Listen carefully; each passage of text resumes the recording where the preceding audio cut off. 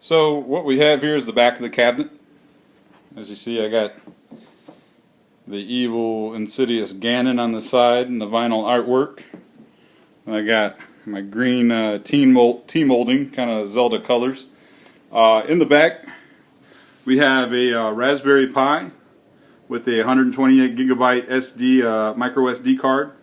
We're running HyperPi, and HyperPi is kind of a newer distribution image that is, if you're familiar with CoinOps or Hyperspin, it not only gives you a nice interface of all the games you have on your system, but plays a little video clip of every game.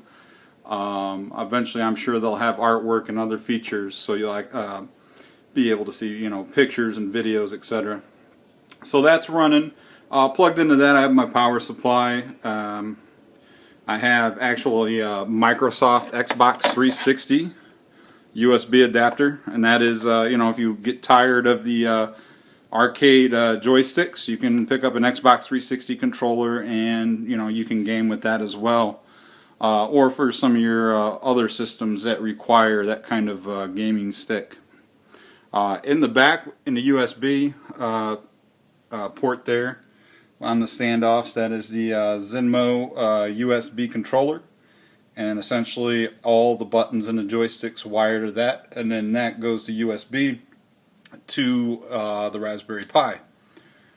From there, I also have a 1/8 inch audio jack running across the back of the frame and plugging into left and right on the amp. It's a little 35 watt cheap amp. It's actually made for arcade cabinets.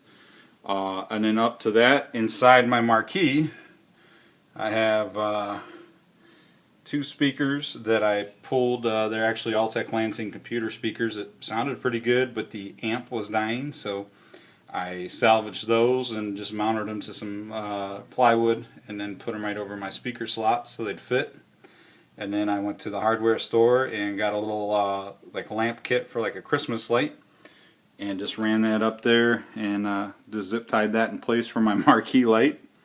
Probably the most you know, low budget thing I've done was that light, but it works.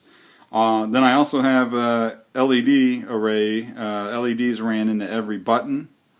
However, I do have that currently disabled just because it seems to be inducing noise on my control signal. So I'm getting ghost button presses when the LEDs are plugged in. So I'm probably sharing a ground or something's grounded out. I'll be able to easily trace that down with wire. But as you can see, that's the back mount of the monitor. I went with just a little cheap AOC 21.5 monitor. Still got to finish getting my mounting screws in there, but it's held in there pretty secure.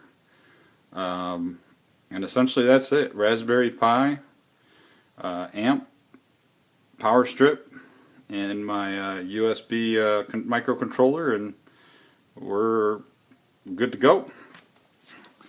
On the front here, as you can see,